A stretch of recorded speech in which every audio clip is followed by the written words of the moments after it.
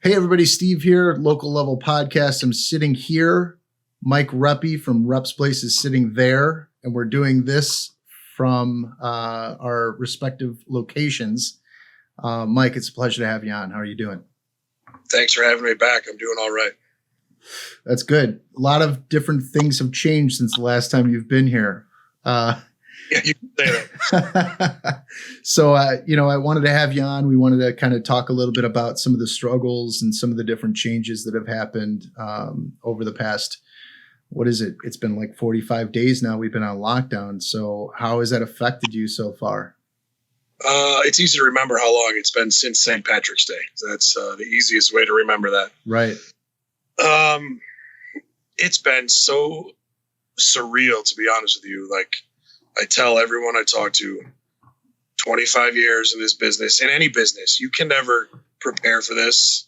There's no training for this. There's no, there's no handbook right for the situation. So it's been a daily challenge, sometimes a struggle, but we've been lucky enough to have tons of local support, and we've been able to, keep a small staff and buy more food and keep pumping out food to the locals. And, knock on wood, we're blessed in that regard right now. Yeah. There's so many different moving parts in your business specifically, because before this happened, you just started a new renovation into a space right next door. Can you tell us a little bit about how that impacted what's been going on? Or how what's been going on impacted that, I should say? We were, we were going to expand our bar area, and we are going to do it. We are currently doing it. It is sort of a blessing in disguise that we have this shutdown now, that we can do this very slowly and carefully and expand, and we'll reopen. When we can reopen, it will be bigger and better. And we did plan it, sign it, and execute all the paperwork the first week of March. So right before all this went down, without seeing what was coming, this all happened. And it was, at first I panicked about it, but then of course the landlord's been totally understanding and been working with them to, give me a break until we can actually reopen. So, yeah, I mean, like we're talking, let's move back to the beginning, because like you said, this all happened. I mean, for a bar to shut down right before St. Patrick's Day had to have been devastating. How did that work out? Did you have a bunch of food that went bad? What did you lose? How did that happen? It's funny you say St. Patrick's Day, but within a 2-week period there, we lost St. Patrick's Day, all of the NCAA basketball, right? Yeah. The Final Four weekend, and then baseball, the opening week of baseball. We lost all that in the first 2 weeks of this. Yeah. Not to mention, the stretch run of hockey and baseball season. So it's March and the beginning of April are crazy busy in the sports world. Right. So,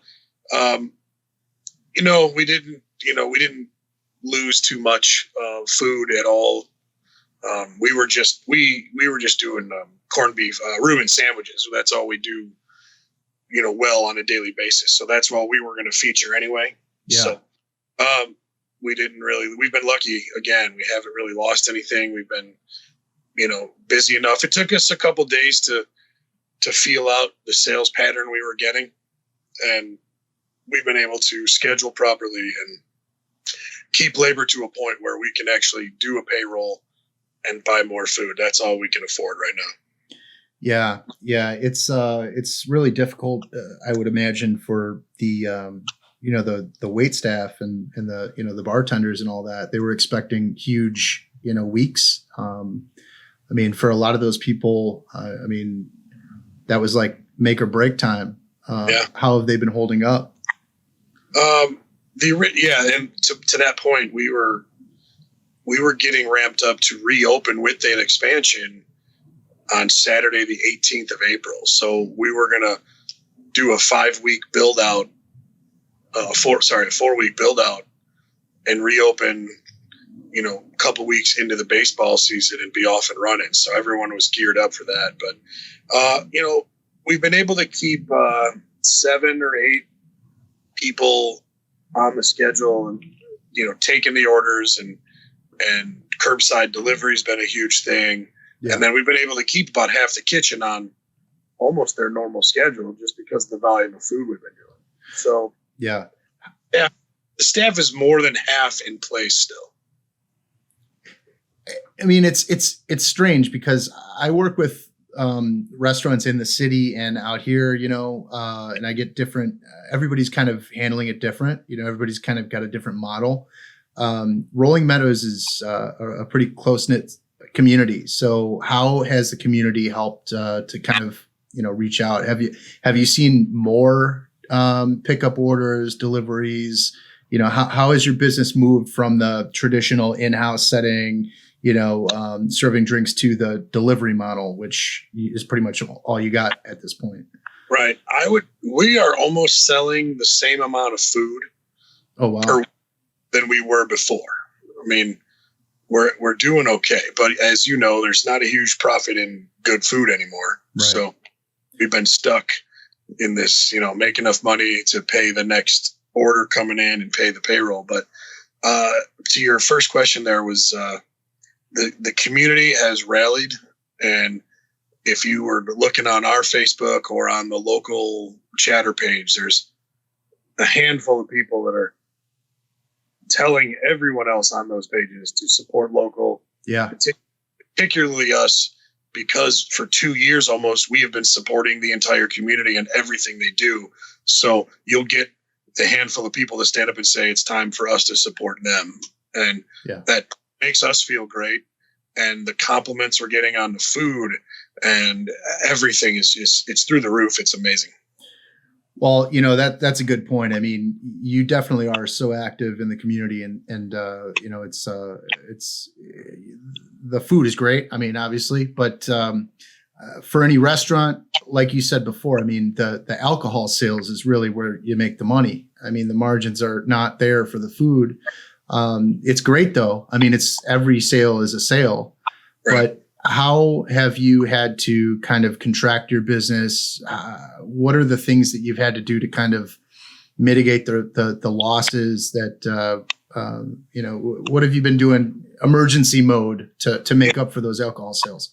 To be honest, it's been the general manager and myself working a lot of the day hours, if not all of them, because it hasn't been that busy enough to hold a full staff at that point. But we've been running the kitchen as well. So, I mean, that's where your heavy labor is, in the kitchen, obviously. So we've been running ourselves probably 30 or 40 hours in the kitchen to save, because if we had to just put on, 2 or 3 more cooks, I don't know if we could pay those bills.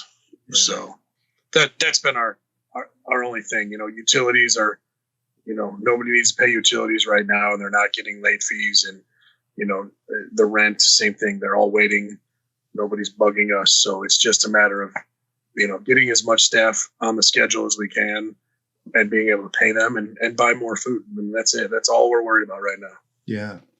And, so you are offering a few different options as far as like gift cards and all that type of stuff. Is that right?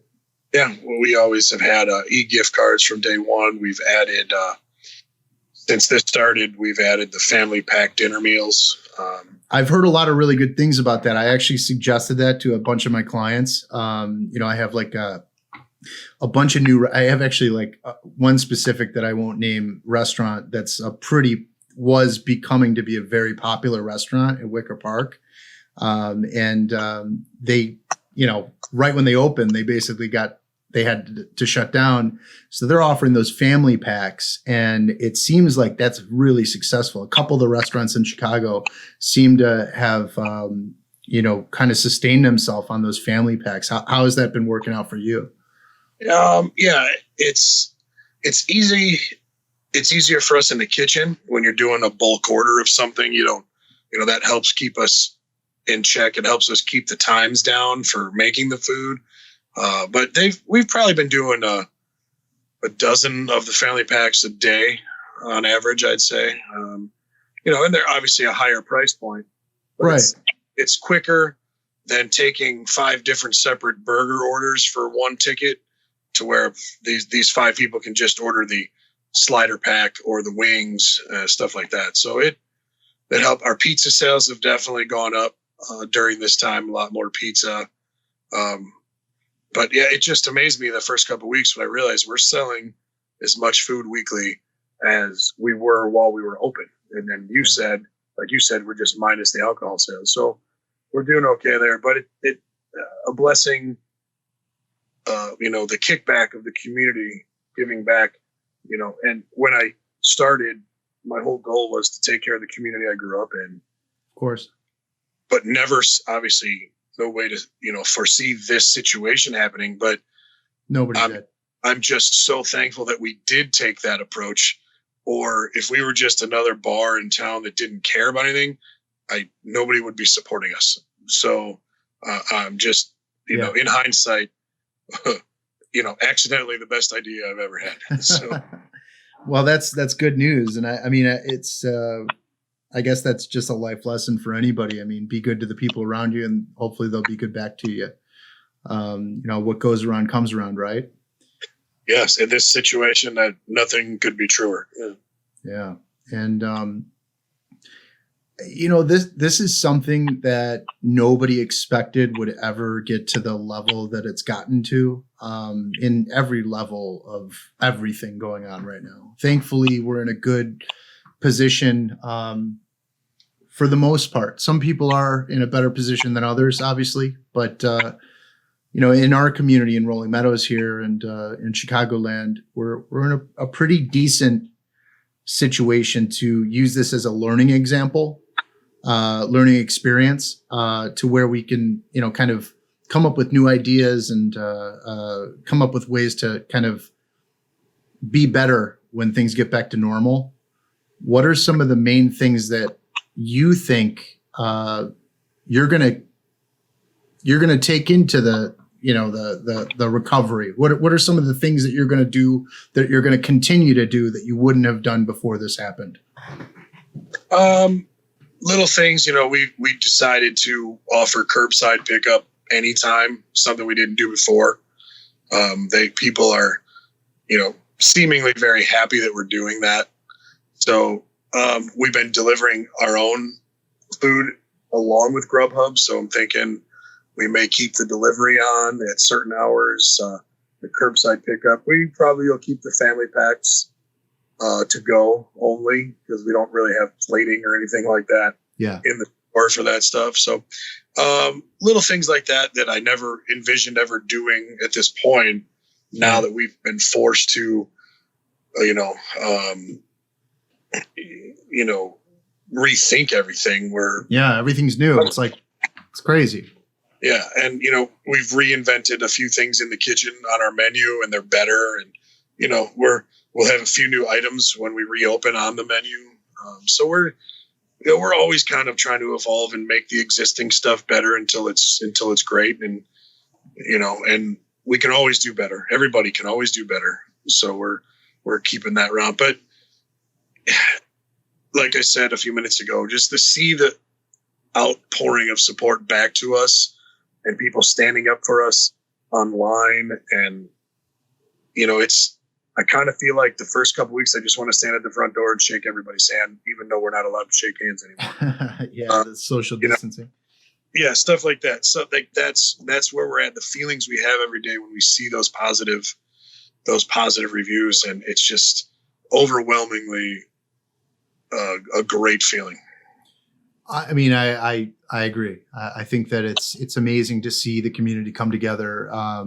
We saw this in 9/11, when everybody kind of had a common goal, a common enemy, we kind of come together in really beautiful ways. So it's really nice to see us all kind of work together here. And, I know that for the most part, we're all going to probably come out better than the way we came in. How has it been personally, though? I mean, work aside, because, everybody kind of thinks of you as the guy that owns reps. You're rep, but you're a person too. I've, knock on wood, so far, it's been a good balance. I've been there a lot because of the construction, and then because working in the kitchen. So I've been putting in long hours these last 5 weeks. So it's, I come home, gotta get resituated from the whole day and get up and start over. So, I've been lucky to have a place to go every day I'm not locked down, whether people think we're absolutely essential or not, what we're getting back from the community, I would say we totally are. And I'm glad to be a part of that. Absolutely. And, as a small business owner, obviously there are obvious things going on with the government, as far as stimulus and recovery and whatever you want to call it, packages. The PPP plan is something that everybody's kind of wondering about. Can you enlighten us a little bit about your experience on that? I know you kind of had some things you wanted to get off your chest. Yeah, there was a handful of different things available to us at the beginning. One was a Chicagoland, Illinois only one, and it was a lottery. And we did not get it.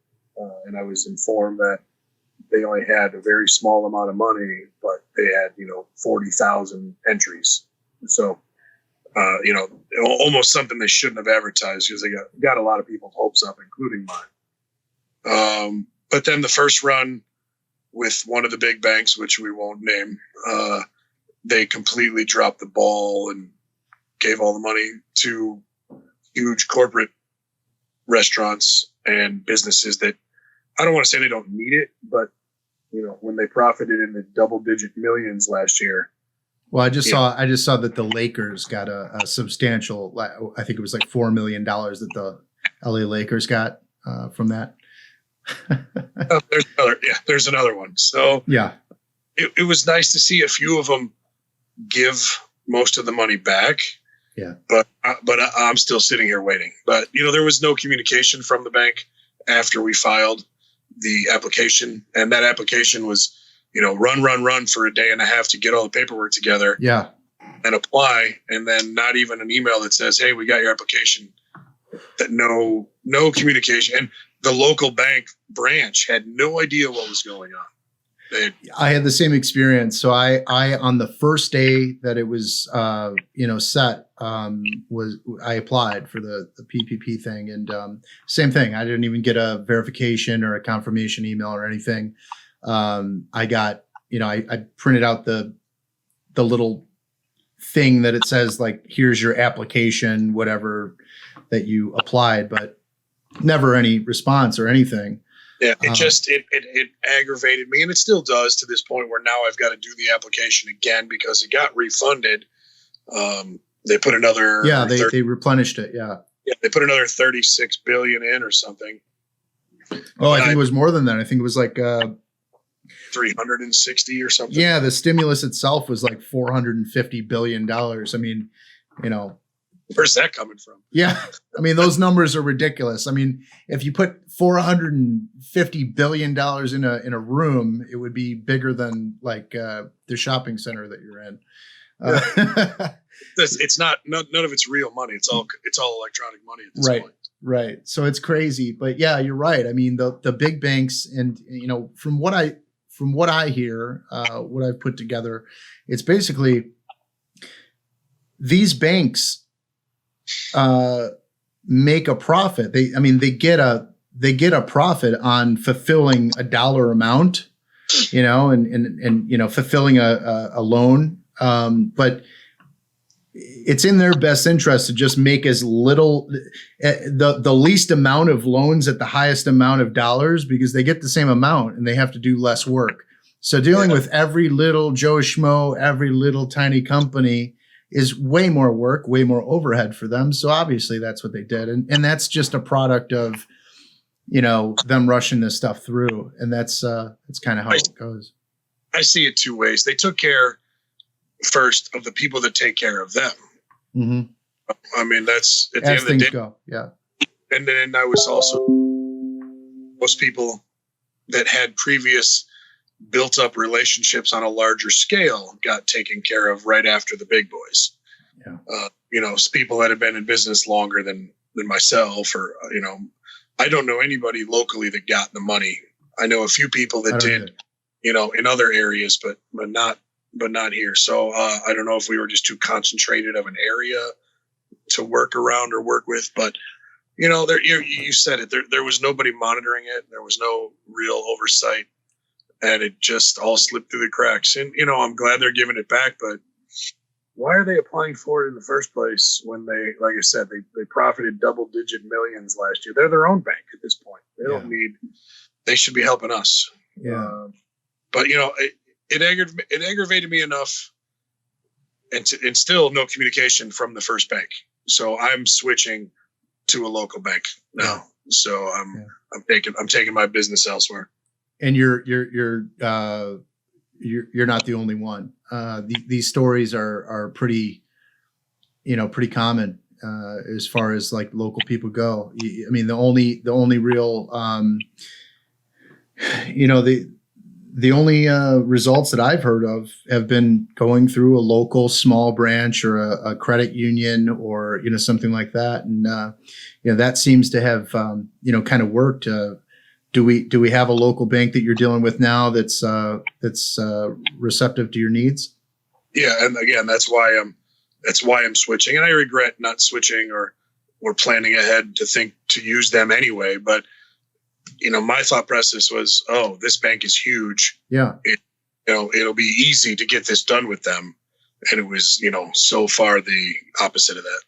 Yeah. I mean, well, you trust that your bank is on your side as a customer. I mean, that's kind of part of the services that they're supposedly offering you as a business, right. Which it makes people rethink a lot of the relationships they have in business. I think that we're going to come out of this a little bit smarter. I think at the very least, we're going to be really on top of the relationships that we keep and the people that we are dealing with business wise for the future.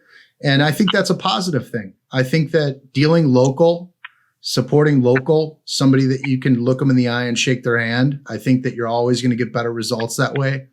And even though we are moving towards, more of kind of like what we're doing right now, like a digital, a remote type of work thing, even though we're on the computer, we're not too far away. We're still in the same community, and I can go and see you if I needed to go and see you. You can't go and see that mega bank. You can't see your banker. You can't shake their hand and ask them a question. So I think that that's a positive change. I think that's a good thing.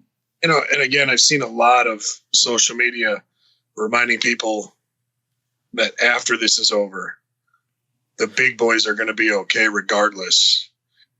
So make sure you take care of mom and pop places of anything, retails, clothing, shoes, nail salons, restaurants, any independent insurance guys, things those are the people that are going to be there for you. Well, those are your neighbors, and I've with the project that, that we're developing with the RM Talk project, I've come into contact with these things more than ever. The fact that there's people that have services that are being undercut by bigger businesses, and they're struggling to stay afloat. And at this point, like you said, more than ever, it's important to support those people because they are your neighbors. And when your neighborhood suffers, you suffer, and that's how it goes. You're a cornerstone of the neighborhood in Rolling Meadows.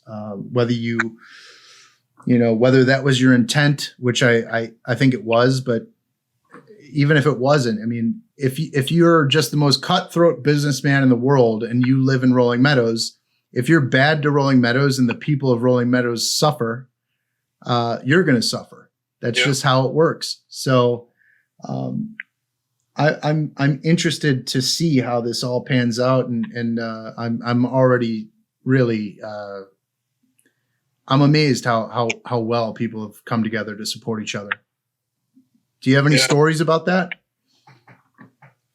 No, I think I think it took something this crazy and this drastic to make people realize, we had been floating around ideas for the last 8 months on how to get the message across to the residents locally that we need them to support us so that we can continue to support them. And, how do we explain that to everybody and not just something where they're going to see a flyer and throw it away? Yeah. Like, how do we instill this belief in them that,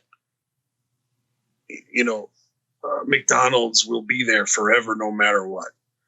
Don't worry about, how do we get them to spend a few extra bucks with someone like me or, the other guys on the other side of town so that we can continue to donate food to your kid's baseball team or uniforms for the football team and things that Best Buy can't do, things that Amazon can't do. Right. I remember one of the posts that you made, and you've probably seen things going around on social about Amazon's not going to support your local football team. Yeah. And that's very true. Yeah. So, and I've always, even when I'm there 12 hours a day, a couple times a week, I go and buy lunch somewhere else. I grew up on some of these places that are still going. I don't want to see these places go away. No. I'll go grab a couple hot dogs or a couple tacos from a couple of the other places around and they're very appreciative. They thank every customer, everyone. It's definitely a reality check for a lot of people. Big time. And,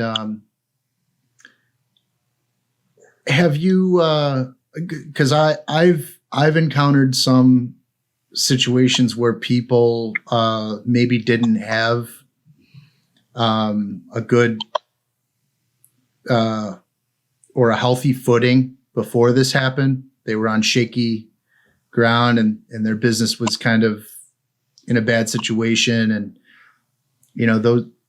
those people have families and,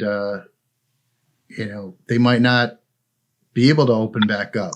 A lot of people ask me that, in different ways, but my thought process on it is if you can do some to-go food and keep the doors open now, I don't see why, and because no landlords are knocking your door down to get your rent right now.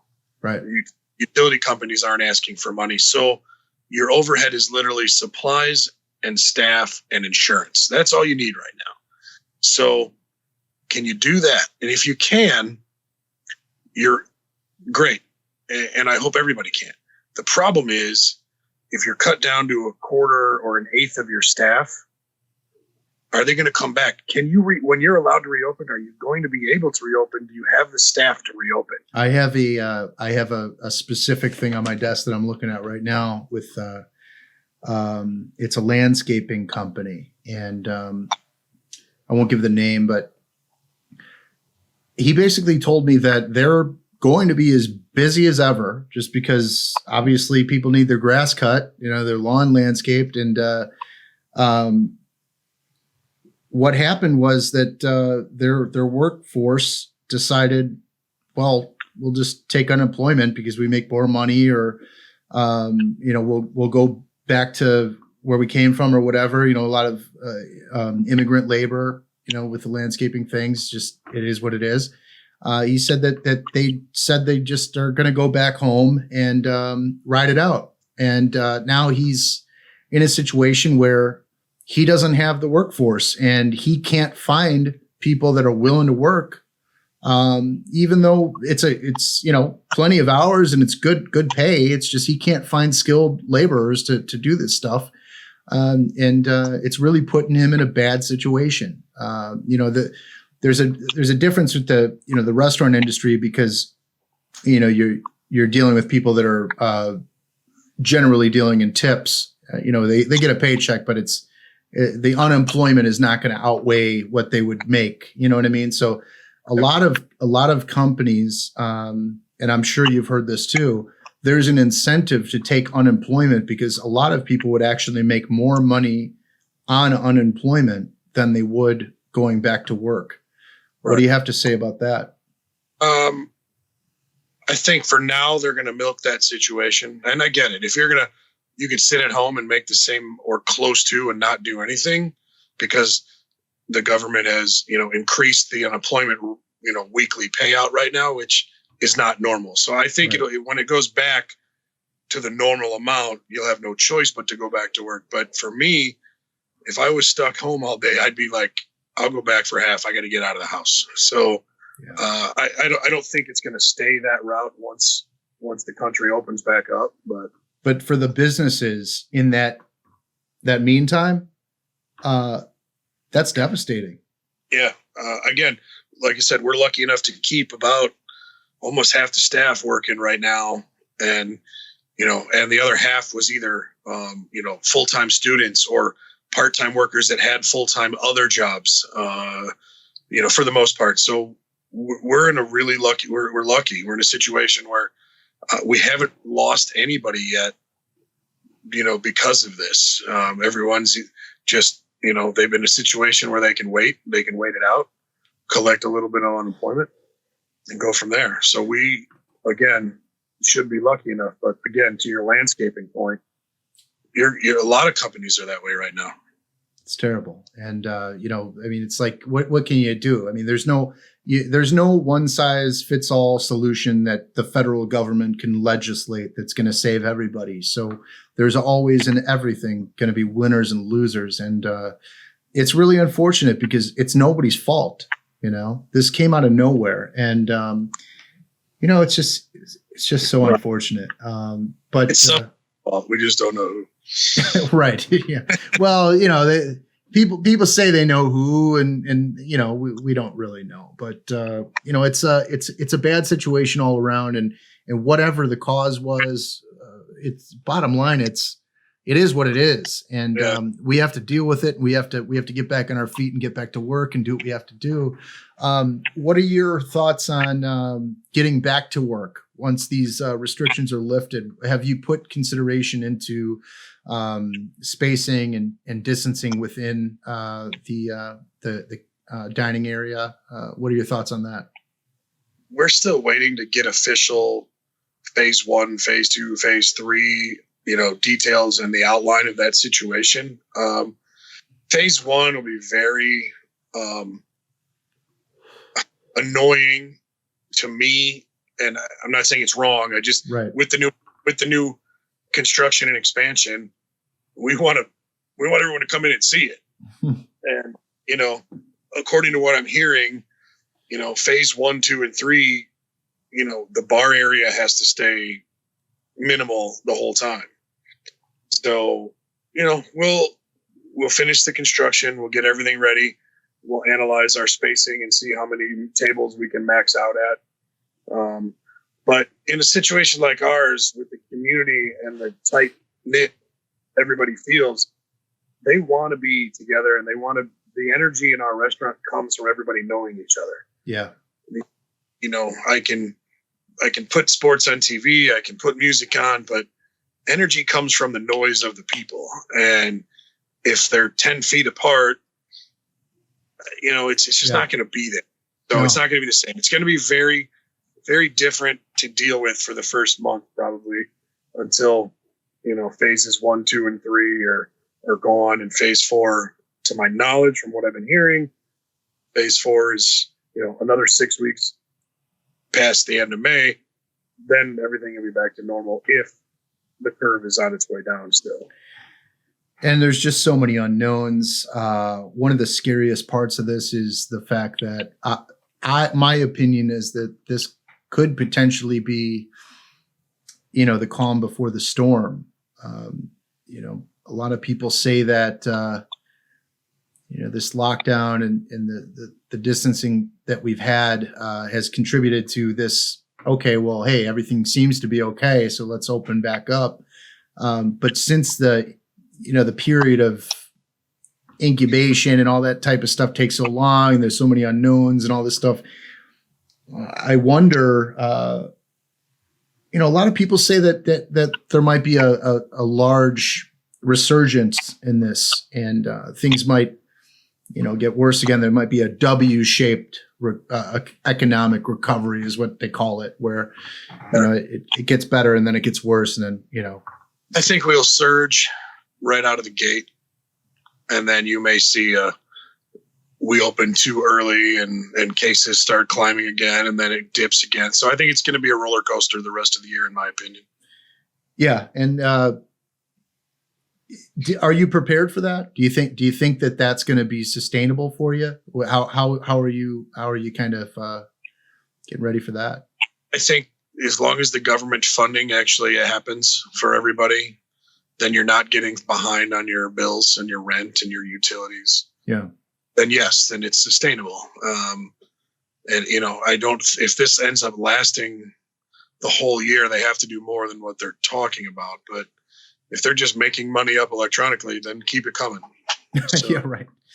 Now, one of the biggest concerns that I have, this is something that I don't know if a lot of people hear about this because it's not relevant to their daily life, but the supply chain itself, the deliveries of meats and vegetables and fresh ingredients and things like that. Have you been impacted in any way to date, price wise or supply wise?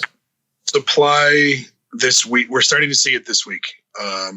So we got through the first 4.5 weeks with no issues, but now they're substituting products and they're running out of certain things. But next week, the meat market prices are going to go through the roof.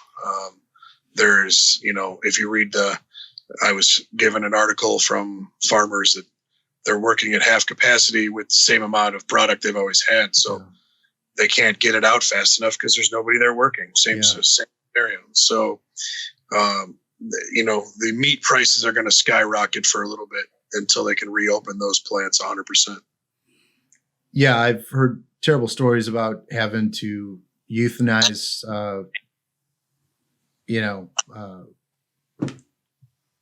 ranchers have had to call their herds and things like that, and because there's no demand, and it's they're plowing under the produce in a lot of places because they can't distribute it because there's no demand.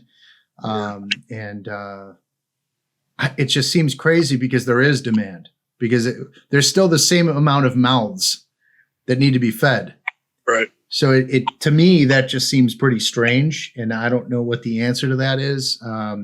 I think it's an artificial type of thing, possibly. I'm not quite sure.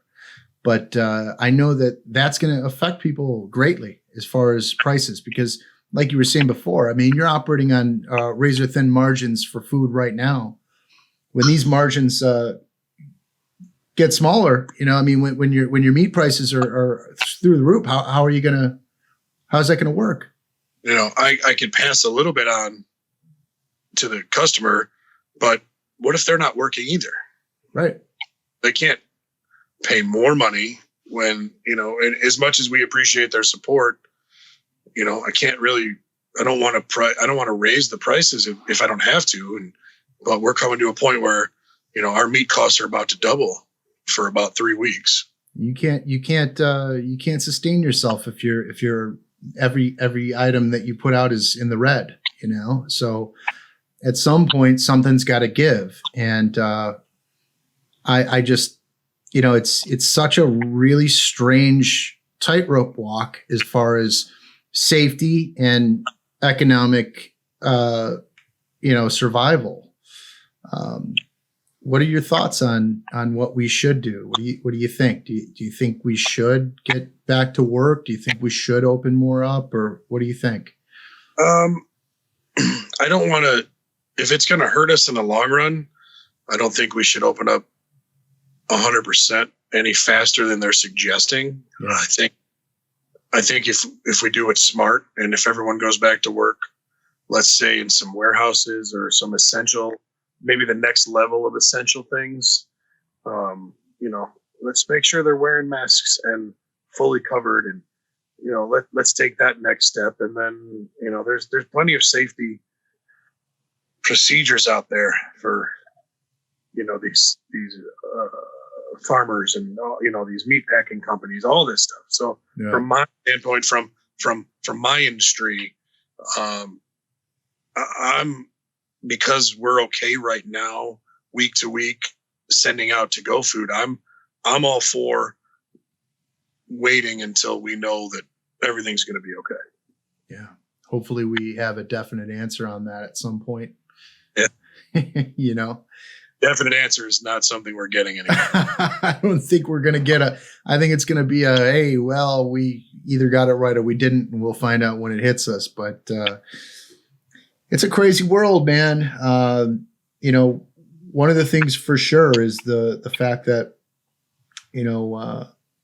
it's going to be rough for a while, and people are going to, we've already been changing the way that we operate. Have you encountered anybody that's, giving you a hard time about any specific things, like, wearing a mask or anything like that? Have you encountered any shaming or anything? It's funny you asked that. We've had a couple people that have had issues with us, and not about that. Just we donated food to the fire department, mm-hmm. and somebody had commented that they wanted to take a picture with me and the food to say thank you. Right. What am I going to tell a dozen firemen? No, I didn't. This was 2 weeks ago, and she gave us a licking on Facebook because we weren't social distancing.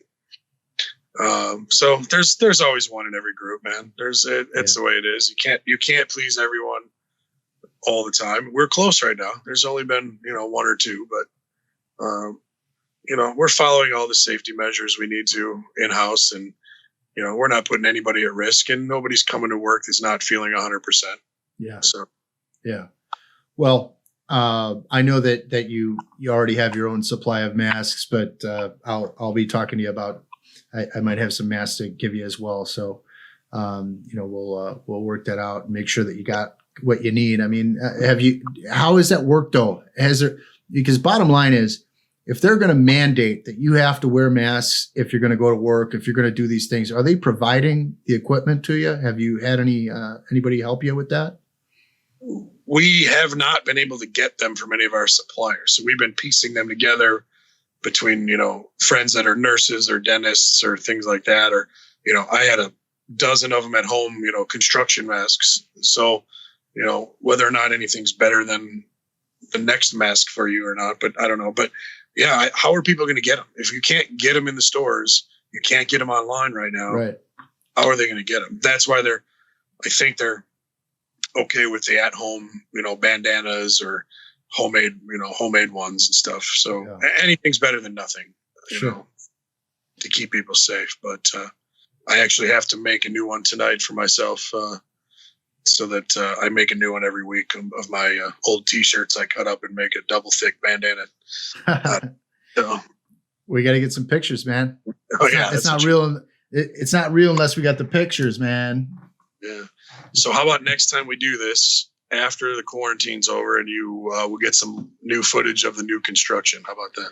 Oh, absolutely. Yeah. We definitely will. I saw the video that you just posted.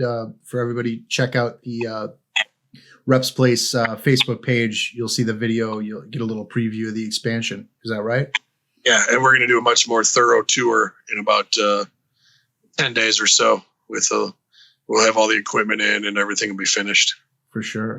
So do you think, when do you expect the finish date to be?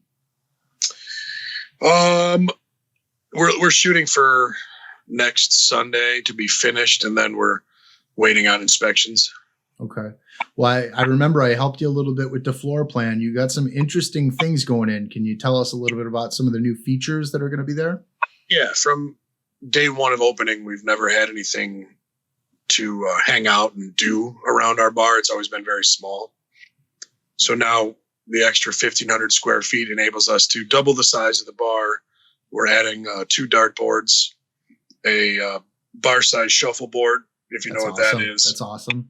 And then a small section that'll have some old school pinball, golden tee, things like that. So we're now a destination where there's going to be things to do and enjoy. You can hang out all night as opposed to coming for a burger and a beer and then going somewhere to play darts or just need more room for your group. Now we have twice the space and a lot of things to do. So that's that's been my goal and my vision from day one. Yeah. So now it's finally happening to where we have everything. Well, I know that at some point we will get back to normal or close to it, and people will live again. People will go out, play darts again and shuffleboard again, and hopefully they'll do it at Reps.